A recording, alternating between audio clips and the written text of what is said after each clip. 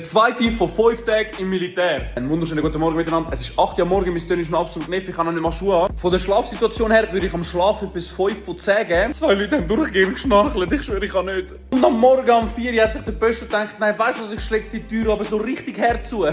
Aber im Großen und Ganzen ist heute nicht so viel geplant. Mal schauen, was alles passiert, ich nehme euch mit. Willkommen in der Arrestzelle. Wenn ihr draussen also irgendwann mal einen Scheiß macht im Militär, kommen wir hier in die Arrestzelle mit einem Bett und einem Notfallknopf. Das ist alles. Schreibt mal in die Kommentare, sind ihr mal im Knast gewesen und warum? So, nach einem guten Mittag endlich wieder im Zimmer, wie ihr seht.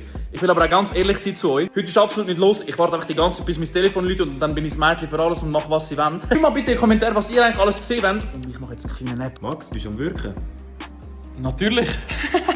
Es ist jetzt 3, ich habe keinen Auftrag bekommen, meine ganzen Bürosachen sind erledigt und jetzt gehen wir noch zusammen ins Gym. Einmal haben wir unseren Fitnessraum, einmal so Hanteln und so ganz viele verschiedene andere Geräte. Und für mich wichtig wird der Ausdauerraum sein, ganz viele Velos und das Rudergerät hier. Wenn man nach dem Training noch ganz entspannt möchte duschen, hat es da hinten auch noch eine Dusche. So, Training ist fertig. Viele von euch haben aber noch gefragt, Max, was machst du eigentlich ganz genau? Im Großen und Ganzen kann ich euch selber nicht mal erklären. Eigentlich bin ich zuständig für das Social Media Team und bin am Stab, also am Berufsmilitär unterstellt. Zusätzlich zu Social Media mache ich einfach nur Bürosachen, das heisst Excel-Tabellen ausfüllen von irgendeinem Thema und probiere im Großen und Ganzen so gut wie möglich überall zu helfen, wo ich helfen kann.